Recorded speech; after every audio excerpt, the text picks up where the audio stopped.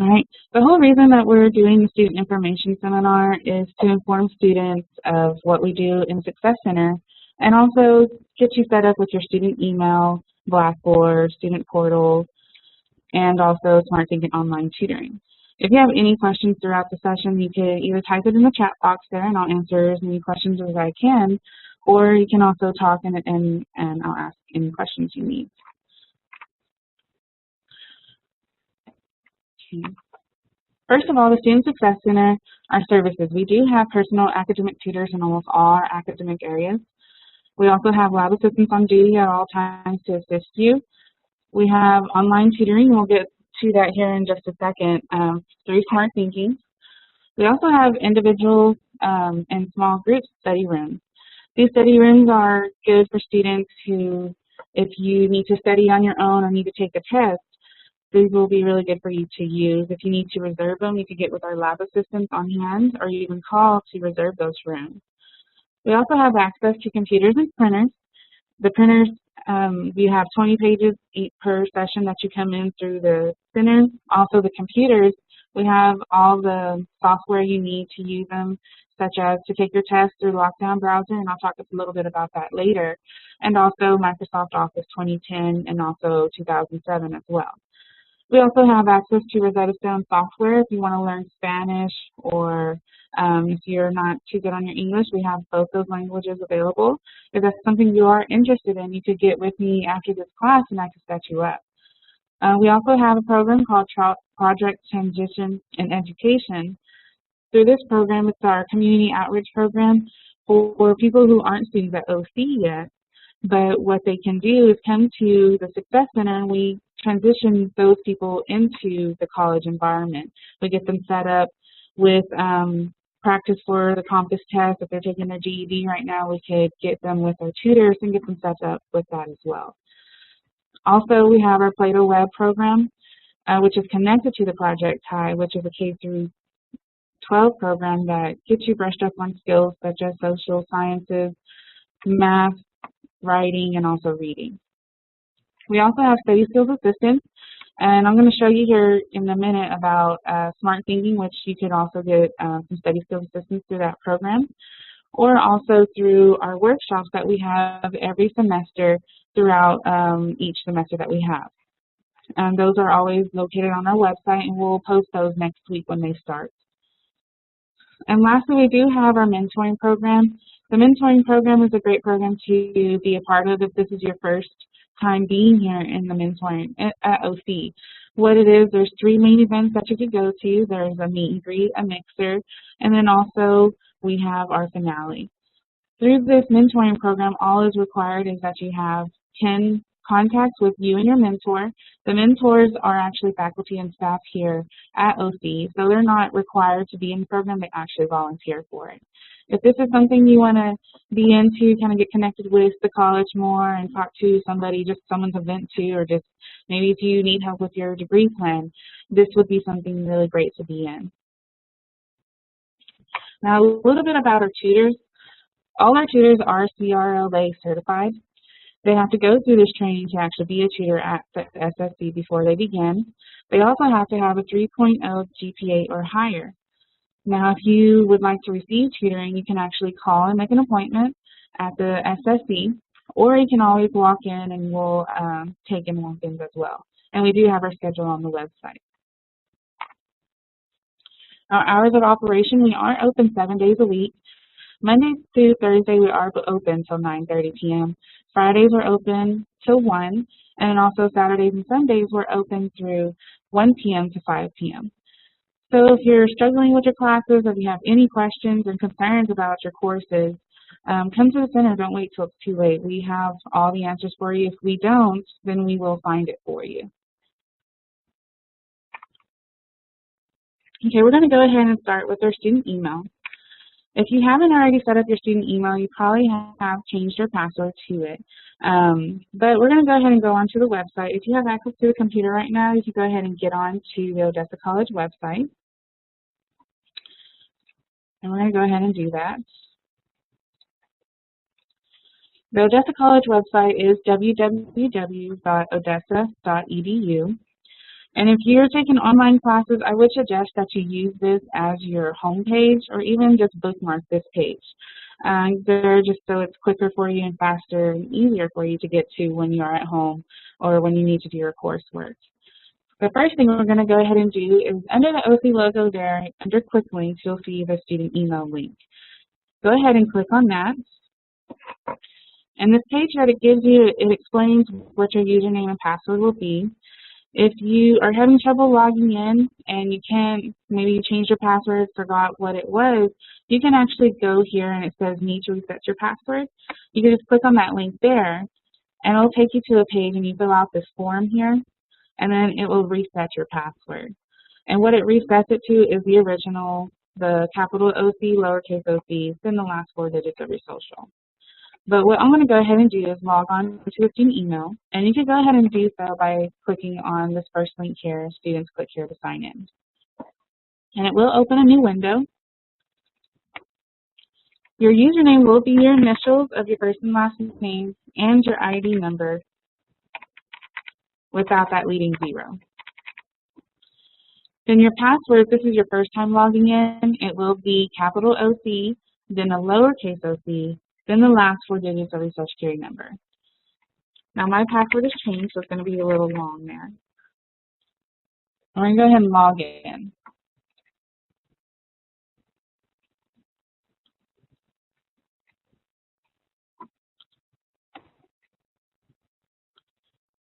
Okay.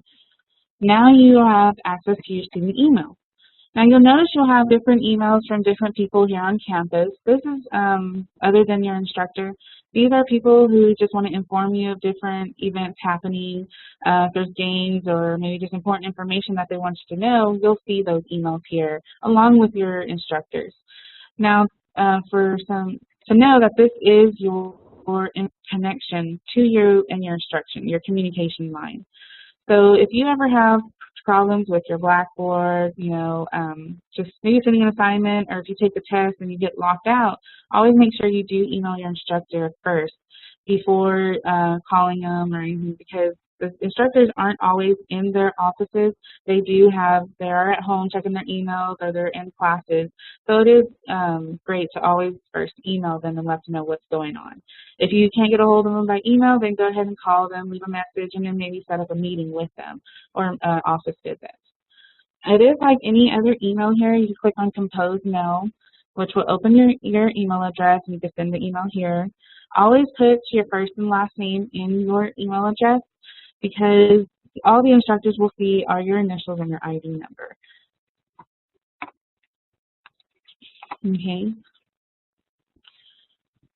Now on your student email, all students have access to Google applications. Now, of course, you have your mail. Now you also have access to the calendar, to Google Documents, and then also your contacts. Now to access those, actually above the OC logo there, and you can click on Calendar. You go ahead and click on Calendar, it opens up a calendar through your student email. So now you have access to go ahead and post. If you have tests, due dates, any assignments, if you want to go ahead and put your classes here, this is a really neat time management tool for students to use. I would even use this for your personal calendar. If you have maybe doctor's appointments or anything like that, it would be a great system to use for yourself as well. And it wouldn't hurt to even have a personal planner, one that you could write on. There you can keep track of it there if you're more of a on-paper type of person. Now, a really neat thing with your calendar and also with your contact, these will sync in with your phone if you do have a smartphone. So whenever you do set up your email on your phone, you can also turn on your calendar and it will give you your alerts, any appointments, tests, due dates that you may have. The next thing I want to discuss is the Google Documents. That is also above the OC logo. If you click on Documents there, it will show different types of areas where you can actually type a paper, which using Document, make a presentation, make a spreadsheet, and also these other areas here. This is more for students if you do not have Microsoft Office at home or any type of program where you can actually write a paper, make a PowerPoint. If you have internet access at home, you can actually use your student email and actually type a paper, make a PowerPoint, or even an Excel spreadsheet. So this is just more of access for you if you do not have that, or if you're at a friend's computer and you can't use it, then you have it there as well. Also, another neat thing about the Google Documents, you can actually upload papers from, maybe you're at home, you don't have a USB drive, but you need to print that paper here at the center. Well, you could go ahead and save and upload it to your email. Then you could come up to the center, open it, and then we could print it there for you. So it does have different usage for you, so I do encourage you to use that. The next thing I want to mention about your student email is the contacts. You go ahead and click on that. It's right next to Google Documents. Contacts is a really neat feature, and I like to show students this because when you are on your online classes, or if you want to study with students, I do encourage you to use your contacts and put all that information in here right when you have it. There, since you're checking your email every day and emailing your instructors, why not put the information in there? Put their phone numbers, where their office is located. Because, say for example, at the end of the course through Blackboard, you are not able to log in at the last day of class. So if you still need to talk to your instructor about a grade maybe, or if you made a B on your final grade and you're supposed to make an A, you can actually have access to the contacts already in your email. You don't have to go look it up or anything. It's already there for just on hand for you. So I do encourage you to use it. Okay. Do you have any questions so far about your student email or anything I've discussed?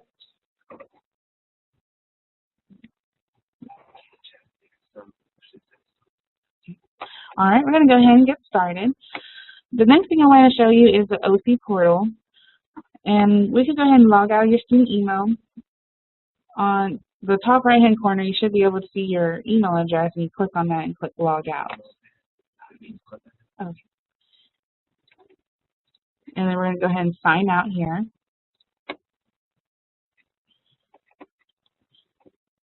Okay. We're going to go ahead and go back to the OC website. And you can do so by clicking on OC Home, or just type it in the address bar again. And the next thing I do want to talk about is the OC portal. So go ahead and click on that. It's under the Odessa College web logo there, and under Quick Links again. And we can go ahead and click on that link there. And basically what the OC portal is for, I like to think of it as a one-stop shop for students. Instead of going to the website and clicking on different links on your student email, Blackboard, Smart Thinking, the OC portal has it all in one area for you. So we're going to go ahead and click Login here, and then we'll go ahead and I'll show you how to get into it. So click on that link, so click here to log in. And for your username, it's going to be the same as Blackboard. So it's going to be your initial, again, of your first and last name, and your ID number without the leading zeros. And your password will just be 1OC and the last 4 digits of your social security number. Now, if that doesn't work, we have noticed that on this password, it has been just like your student email as well. So if the OC and the last 4 do not work, you can also try capital OC, then a lowercase OC, then the last 4 digits of your social security number. And that has been known to work as well.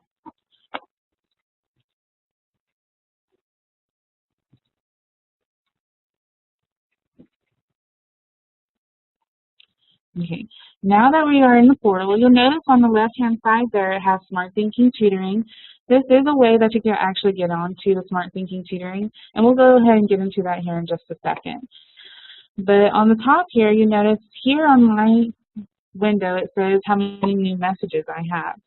You can actually set that up by clicking on the link below it, and it says click to update your credentials for your student Gmail account. So if you click on that, you're going to put the same username and password as your student email. So if you did change that password, make sure you put that new password in there. And when we do set it up, you just click OK. And then now you should be able to see how many messages. So hopefully you're good at checking your messages, unlike me where you have 158 messages there. But if you notice, I'm going to go ahead and click on this just to show you. It takes you to your email page, and then you log in there, and it'll take you into your email account again. Under that, you have campus announcements. This is just extra information for you to know. So really anything that goes into your student email, those long emails that you get from different people that you're not too sure about or what to do, you have all that information right there for you. You have just so like there's games or anything, that's basically what's going to be there as well. On the right hand side there, you notice you have a Blackboard. If you click on the Blackboard and you're taking online courses, it'll actually show you log in here. Now I'm not taking online courses, so that's why it's not working. But if you do click on it and you're taking online classes, you can click on that, it'll take you there.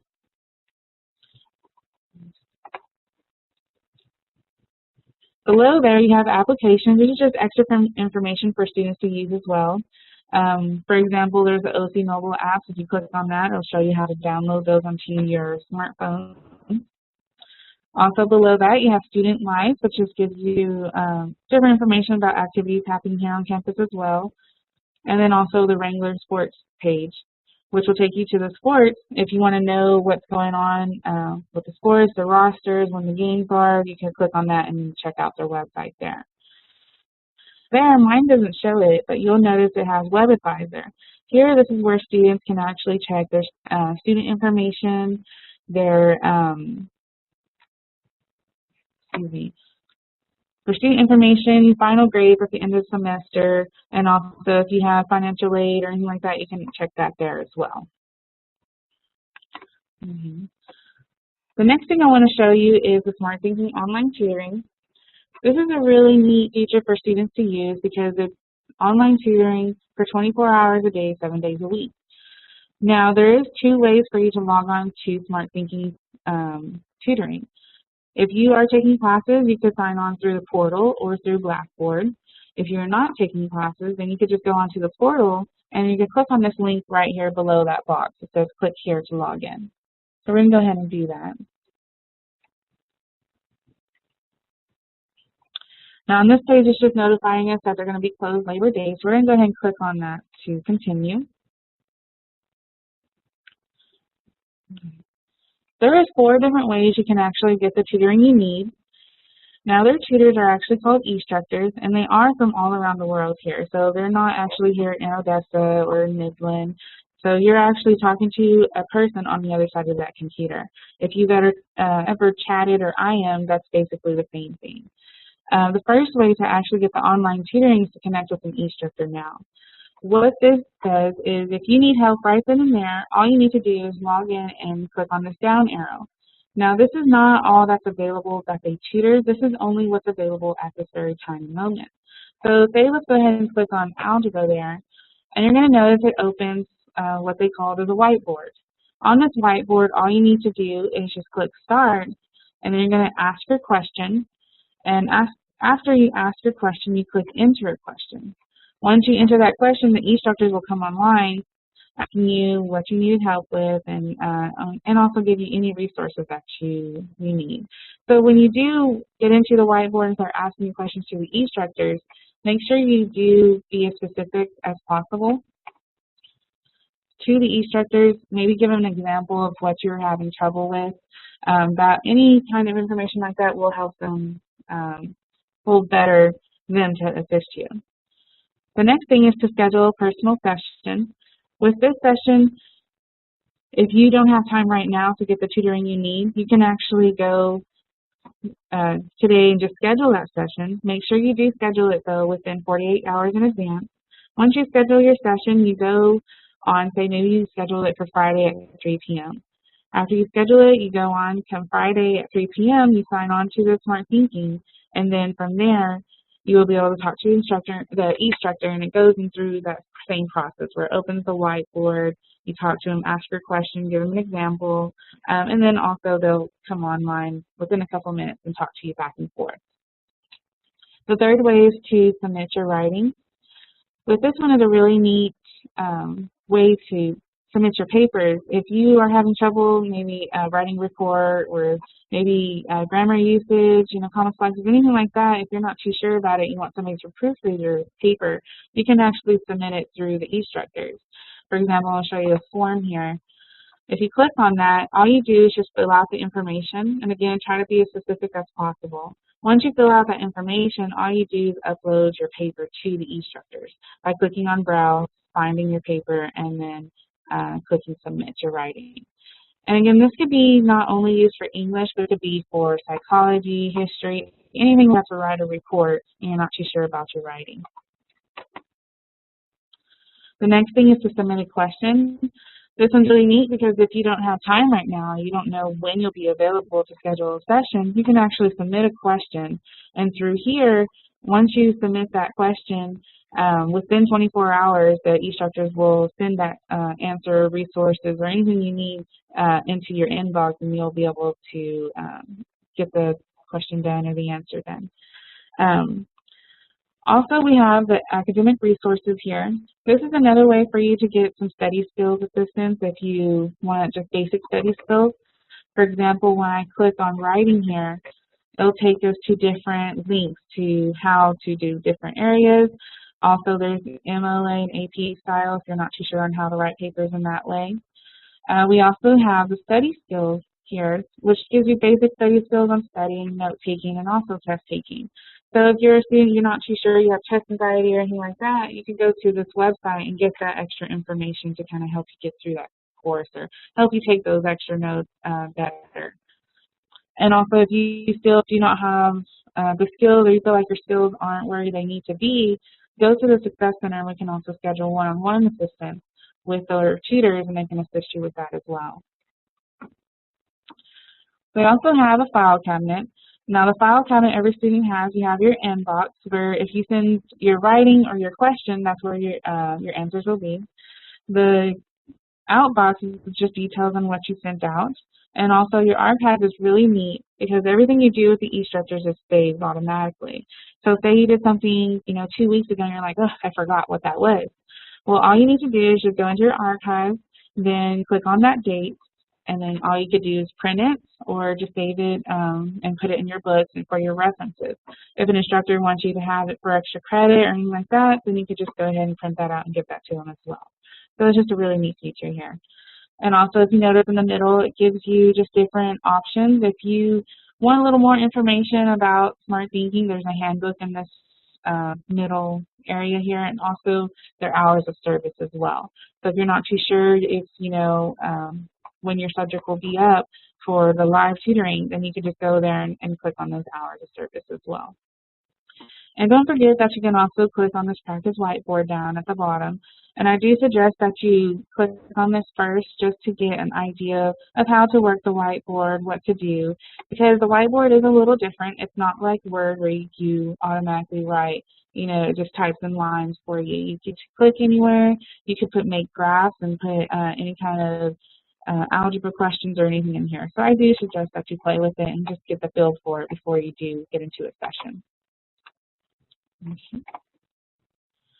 I'm going to go ahead and close the Smart Thinking, and we can actually go ahead and log out of the OC portal. And to do so, all you do is click on your name at the top where it says Welcome, Diana Lehorn, and you click Sign Out. I'm going to close that window. The last thing I did want to talk to you about was about Blackboard. Now, if you're taking online classes, Blackboard will always show up on the day classes begin. If you're not taking classes and you're in this session, you can actually, I will give you a username and password to kind of follow along with me. Now on Blackboard, it's the same area. If you go under the OC logo and click on Blackboard there. And this page just explains what Blackboard is and how to log in. So we're going to go ahead and click on this link here, go to Blackboard. Now this page, if you are taking online classes, I do suggest that you make a bookmark on your address bar or anything because you will be using this quite a bit, so you don't have to keep going through that process. To click on that, you can just save it to your address bar, even making a home page, it wouldn't hurt. Now, for students that are taking online courses, your username will be your initials of your first and last name, and then your ID number without the leading zero. And then your password will be OC and the last 4 digits of your social. Now, for those of you that aren't taking an online course, you can actually sign in with this username, which is SSC, and then your password will be student.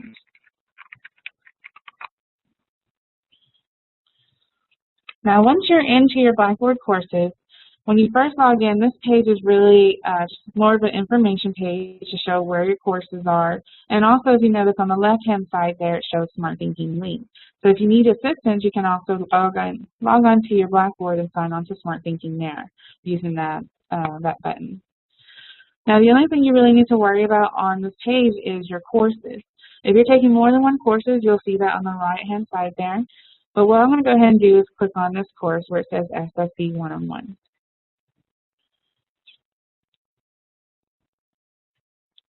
Now, this Blackboard is just a basic layout of what most instructors will put on their courses. So I'm going to go through each window and explain a little bit about what's on there. Now, first of all the Blackboard courses do open up to your announcements. Now, the announcements page usually just gives you extra information about what to expect maybe out of the course, or even if just to explain, the test by 5:30, make sure you take it, or make sure you turn in your assignment by 12 p.m. So you'll see certain posts like that on your announcement. And sometimes you'll see that in your email as well. The next button there that you see is instructor information. On the courses, instructors always give you their office number, phone number. Sometimes you'll see that they'll give you a little bio, just so you know who is in there and what's on there. The next thing is course information. These tabs you'll sometimes see, maybe it's just a syllabus tab, but the course information is usually information for the syllabus, what to expect out of the course. Sometimes they'll give you a calendar there as well of assignments throughout the course as well. And if you scroll down here, I also put one where some instructors will make it an attachment as well. And when you click on it, it'll open it. And this is just an example one that I had posted on there for you, just so you can kind of see the difference. The next tab I want to show you is the course information. Course documents. The course documents. On the course documents, you'll see notes for the course, like PowerPoint, extra information that you need to know how to get through the course. If they want you to do, read chapters 1 to 3 this week, that'll be on there as well. So you'll see a lot of information here, extra information, maybe even external links on these as well for just extra information that your instructor wants you to know. And usually, I'm going to go ahead and open this because you'll see this a lot as students. If you click on, for example, this parts-of-speech PowerPoint, it's going to open a new window, but this window always comes up to either open or save in. Now, if you have your USB driver and you're on your computer, you could go ahead and save it so you can have it for your references. But if you're just on someone else's computer, you can just go ahead and open it so you can view it. And sometimes you'll get another window which will come up for you to log in, like this one. If this window comes up, you can just click cancel. You do not have to put in your information again, and it will go away.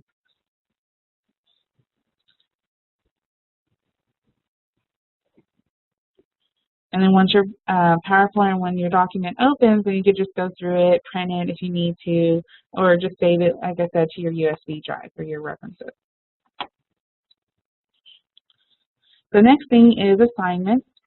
Assignments tab can be either, lectures, units, just depending on what your instructor puts it as. So this one is under assignments. And through Blackboard, it's a little different on how you send your assignments. You're not actually, you're not emailing your assignments. You're just going through Blackboard, and it's like a step system. So when you do turn your assignments, your instructors will sometimes give you a document, but they always give you instructions on how to save it or how to submit it, or on the instructions on what to do for the assignment. So for example, this one, you have an actual form here. Now I'm going to go ahead and open it because there's a certain way that you always want to save your assignment, especially if it's in Word or any other word processor. Say this is the assignment that you're doing and you're already done with it. We're going to go ahead and save this document. And when you save it, you just go to the Office button and save as. And if you have a USB drive, put it in your course folder. If you want to save it to your documents, you can. This one I'm just going to save here. And then I'm going to go ahead and keep it there and just put my name there so I can find it easier. And the save as type is really important because instructors always want you to save it in rich text format. Now you're probably wondering, what is that? Basically, this is for instructors if they have something different than what you have, such maybe you have 2010 Office and they have word processor. So if you have those two different formats, it's probably going to be a little difficult for either you to open something or the instructor. So if you always save it in rich text format, they will be able to open it and you will be able to open it in any format you have as well. So again, all you need to do is just click on Save As Type and click Rich Text Format, and there you'll be able to save it and they will be able to open it. Okay, so we already saved it to our file. Now we're ready to send that assignment. So to do so, you just click on your link, and you can always know when you're sending an assignment if you notice a piece of paper, pencil, and the ruler there. So that's always a good indicator that you're going to send it through Blackboard. Now with this, you notice it says, the name of the assignment, your instructions, how many points possible, and then also the file that they had attached for you to submit. So always students get confused on number 2 here, assignment materials. They always want to type their information or type their answers here. That is not what you want to do. You always, just leave this blank, don't even worry about number 2. The one part you do need to mess with is the attached file option here. So that paper that we just finished, you're going to go ahead and click on Browse My Computer. So whatever computer you're at, if you have your USB drive, make sure you go through your area where you saved it. And I do suggest that if you have a USB drive, save your files in certain folders, such if it's English 1301, save it in English 1301, just so it's easier and it's more organized for you to find. Okay, we're going to find the scavenger hunt, which we did, which is the one I just saved. You just double click on it. Once you do that, you'll notice it's already there. So, and if you want to make sure you save it in RTS, you can also see that there, where you see the file name and then .rts, so you know you saved it correctly. So, and then that's all you need to do. You don't have to worry about the comments area either. Once you've done that, all you do is click Submit, and then your paper is submitted. And you always get a receipt on when it's submitted. And then if you look below that on number 2, it shows your paper, what you showed. If you want to double check yourself, I would suggest that you do that and you open it. The reason I say double check yourself is it's been known that students have sent their instructions instead of their actual assignment, and that is very easy to do. So just take a few seconds to check your assignment, what you sent in, to make sure that's what you sent in. If you on accident sent the wrong assignment, email your instructor, let them know, and they will reset it for you. As long as you communicate with your instructor, they will work with you. Okay. The next thing I want to talk to you is discussion board. Discussion board is another way to talk to the instructor and talk to the class. If you're in class course, you always talk to the students, you're always learning off each other and talking to each other about what are y'all going over at that very time and moment. Well, with the discussion board, that's what it takes place of that in-class discussion. So what we're going to do here, this is just a small assignment, and I just wanted to kind of give you an example of how to post a discussion board. Now, to actually do that, you just click on the link there, whichever one you need to post. You can click discussion board 1 there. And then we're going to go ahead and create a thread. Create a thread basically means creating a conversation, so we're going to go ahead and click on that. And then your subject, if it's, a lot of them will want to do an introduction first. So all you do is just click introduction. Then you're going to type in your message, and I'm just going to put this here. And once you type in your information or whatever the assignment is, you're going to click Submit. When you submit it, you'll see the actual post.